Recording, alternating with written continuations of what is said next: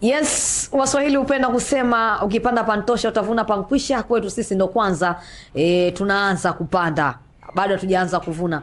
Niko na Michael, mchambuzi wa kandanda nchini kwetu Tanzania. Mimi ni Mwanaisha Lukali, beki kisiki na machachari Afrika Mashariki na Kati. Hali ya hewa ni nzuri kweli kweli, inasapoti kila kitu kinachofanyika hapa studio. Nimeipenda intro. Umeipenda? Sana. Nisiwe mnafiki. Nimeipenda intro. Umependa intro. Sana. Shukrani jazi. Nitamani hata irudiwe. Kweli? Basi kwa niaba yake. Na hali hii ya hewa ya Dar leo. Watu wengi wamezoea sana jua kali. Lakini leo kuna hali fulani hivi ya hewa. Unaweza ukaikompea kama na kule Morocco, si unajua? Kwa nataka kusema upo Morocco hapa. Sasa wewe unanongwa. Mambo kwa ushahidi. Mambo kwa ushahidi. Mambo kwa ushahidi beki. Unajua? Mambo kwa ushahidi. Kwa imekuuma naye. Imekuuma safari ya Morocco. Hajaniuma. Sasa si wa Tanzania wenzetu. Sasa mbona unalinganisha hali za hewa? Sasa Morocco mara nyingi wana hali ya hewa kama hii. Yote kwa yote bwana, sisi kama Watanzania tutaendelea kuisupport timu yetu ya taifa ya vijana ambayo kwa siku hii ya leo majira ya saa 4 kamili za usiku watashuka dimbani kucheza dhidi ya Senegal. Simba wa Teranga. Na vijana wa Tanzania Serengeti. Sasa huko sisi tujitaje? Serengeti Boys. Tujitaje? Tuwape wanyama gani? Maana yake kule wale Simba, sisi huko Teranga. Sisi tujitaje? Kama kawaida yetu sisi tunajua Serengeti Boys ile timu ya vijana. Kwa hiyo tubaki humo kwenye Serengeti. Tubaki humo kwa sababu hata timu kubwa ukisema hivyo inaitwa Taifa Stars. Basi tuishie humo kama Michael anavyosema. Michael, zikiwa zimebakia mechi chache kwenda kutamatisha msimu wa ligi kuu Tanzania bara, tetesi bwana zimeanza kuwa ni nyingi kweli kweli, na nyingine zinafurahisha na nyingine zinafikirisha na nyingine zinaweza pengine zikaweza kutokea. Hivi sasa jina ambalo limekuwa likizungumzwa kwa ukubwa kweli kweli ni kuhusiana na mshambuliaji hatari. Mimi naweza kusema nani huyo? Fiston Kalala Mayele. Mwamba kweli kweli. Anahusishwa na wekundu wa Msimbazi Simba. Kwa hiyo tunatarajia kuona ile style hapa. Kutetema. Watu wamemiss kutetema. Watu wanashauku nayo. Ni Simba tu ama kuna wote bwana, wote. Kwa hiyo Fiston Kalala Mayele tunataka tumshuhudie. Sasa kwa mfano, ndio Dube na Mayele unaondoka na nani? Hilo swali liko hoji sana. Dube na Mayele. Mimi naondoka na Fiston Kalala Mayele. Haya, tuje huku kwa upande mwingine ambaye anahusishwa. Huku kuna ambaye alobakia hivi sasa. Mwalimu na Mayele. Mwalimu na Mayele. Hata ukimwambia mtoto mdogo Mwalimu na Mayele atamfuata Mayele.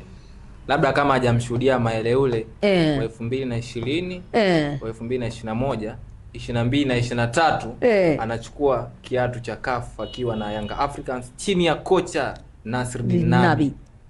Kama mtoto mdogo yeye mwenyewe anaweza kuambia ni Fiston Kalala Mayele, mzee wa kutetema. Ile jina aliwezi binafsi kusaulika kunako ardhi ya Tanzania kwa sababu kuna vitu vikubwa sana ambavyo ni surprise aliweza kutusurprise Tanzania, na binafsi hajawahi kutokea namba 9 kama ile nchini Tanzania hapa. Tetesi za vijiweni kwa Wanyakwa hawa. Wanyakwa hawa wanasema bwana Fiston Kalala Mayele anahusishwa na wekundu wa Msimbazi Simba. Namna ambavyo unavyotazama ubora wa Fiston Kalala Mayele na namna ambavyo unavyotazama hivi sasa Simba, unaona usajili huu ukienda kufanikiwa na pengine Simba wakifanikiwa kuipata huduma ya Fiston Kalala Mayele, inaenda kuwa Simba namna gani haswa chini ya mwalimu Steven Becker? Raia wa Lesotho. Bana. Binafsi nisiwe mnafiki. Mimi napenda kunyoka. Kama ni kwenye white na kwa white, kama ni kwenye black na kwa black. Simuoni kabisa Fiston Kalala Mayele akirejea kwenye ardhi ya Tanzania. Yes, kwa kiwango ambacho anacho, vitu ambavyo ameweza kuvionyesha kwenye ligi ya Afrika kwa sasa. Ndio. Imefikia stage Fiston Kalala Mayele alichukua mchezaji bora wa ndani wa Afrika. Unaona, akiwa na kikosi cha Pyramid kutokea pale Misri. Leo hii unaposema kama tetesi zinasema kwamba anahusishwa kurudi hapa Tanzania, unako kwenye hizi timu mbili, lakini possibility kubwa wamempatia Simba. Bado sioni, kwa sababu sidhani kama Simba wana uwezo wa kutoa hiyo pesa kuweza kumsajili Fiston Kalala Mayele. Kwa sababu thamani ya Mayele saizi sokoni imekuwa ni thamani kubwa sana. Mayele amekuwa ni mchezaji mwenye value kubwa sana hapa Afrika. Ndio. Kwa sababu ukiangalia Mayele kwa sasa pale Pyramid analipwa dola za Kimarekani 50,000 ambazo ukizikonvert kwenye thamani, kwenye pesa ya Kitanzania ni sawa na shilingi bilioni 131 na laki 450. Hebu wewe niambie, nakuuliza swali. Mimi kama mchambuzi nataka nikuulize hiyo swali. Nani ambaye ana uwezo wa kutoa bilioni 131 kwa mwezi? Bilioni 131. Sio, unanielewa? B sio milioni. B 131. Si tajiri? Bado. Hujamuona? Sijamuona. Pesa kubwa sana. Pesa kubwa sana. Hamna timu ambayo inaweza kumlipa Fiston Kalala Mayele Tanzania kwa sasa. Na taarifa zinasema kuwa Fiston Kalala Mayele hawezi kurudi kunako ardhi ya Tanzania. Kwa hiyo mashabiki wakae kwa kutulia. Mashabiki hao wanaongea tu stories za vijiweni. Na kupa za ndani. Fiston Kalala Mayele next season tutamuona pale Saudi Arabia akicheza pamoja na Cristiano Ronaldo. Lakini sio timu moja. Watacheza timu tofauti ila ligi moja. Kwa hiyo mashabiki ambao walikuwa wanatamani kumuona Fiston Kalala Mayele akitua tena ndani ya ardhi ya Tanzania watamuona kwenye video. Mashabiki watamuona kwenye video. Sasa Fiston Kalala Mayele yeye atatimkia zake Saudi Arabia. Na taarifa zinasema kuwa ndoa yake na Pyramid ya Misri imetamatika. Unanielewa? Michael, Simba hivi sasa inahitaji huduma ya mshambuliaji mwingine pale mbele baada ya Jonathan Soa kuwa na changamoto kidogo ya nidhamu. Namna ambavyo unavyokitazama kikosi cha wekundu wa Msimbazi Simba inahitaji mshambuliaji wa namna gani haswa? Kwa jicho lako wewe unaona bwana akiingia pale ndani ya kikosi cha wekundu wa Msimbazi Simba basi Simba watakuwa wameilamba dume kweli kweli, licha ya Suleiman Mwalimu kufanya vizuri, lakini pia ana changamoto nyingi sana katika safu yake pale mbele ya ushambuliaji. Ndio. Kwanza Simba kwa sasa kwa jinsi ambavyo nimetazama chini ya kocha wao Steven Becker, kwanza wanahitaji namba 9 ambaye sio tu yeye kazi yake atakaa mbele, kwamba atakaa mbele tu kusubiri mipira ambayo itakuwa inaletwa na mawinga pamoja na ku-create na namba 10 ambao atakuepo ndo afunge. Mpira sasa hizi umebadilika beki. Watu wengi wamekuwa wakifikiri kwamba namba 9 ni yule tu anayefunga. Ndio. Lakini angalia aina ya mchezaji kama Depu.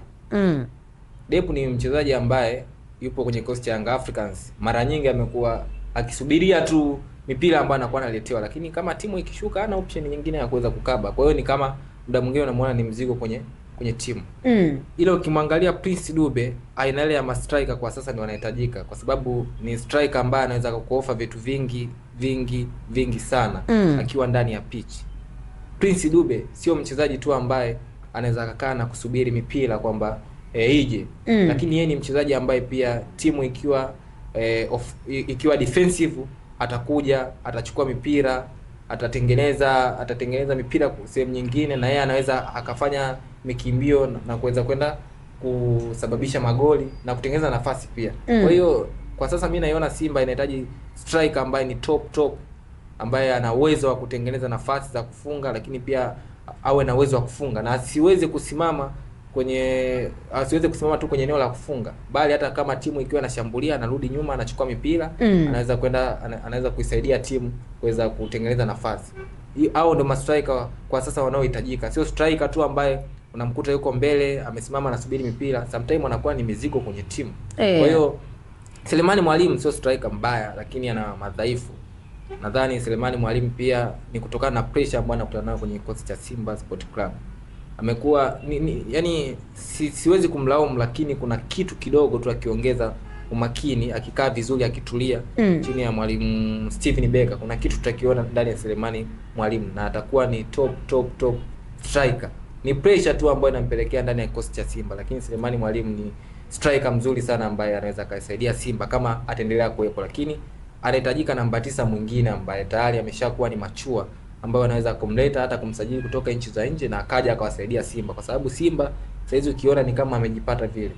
Amekuwa na wachezaji ambao ni wazuri, sajili ambazo amefanya kama walivyozungumza Libase Gwe, Anisete Ora na wachezaji wengine ambao hapo akina Nixon Kibabage.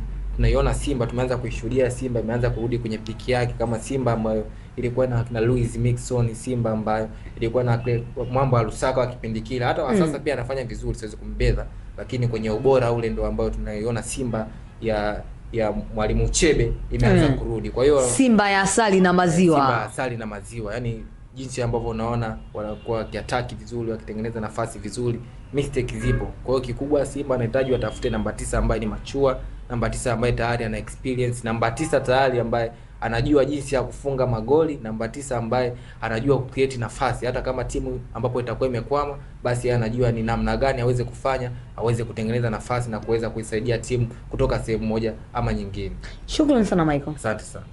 Yes, huyo ni Michael, amemaliza vizuri kweli kweli, na mimi ni Mwanaisha Lukali, nyuma ya kamera amesimama Sultan Goma ambaye anasababisha kila kitu kinakwenda vizuri kweli kweli.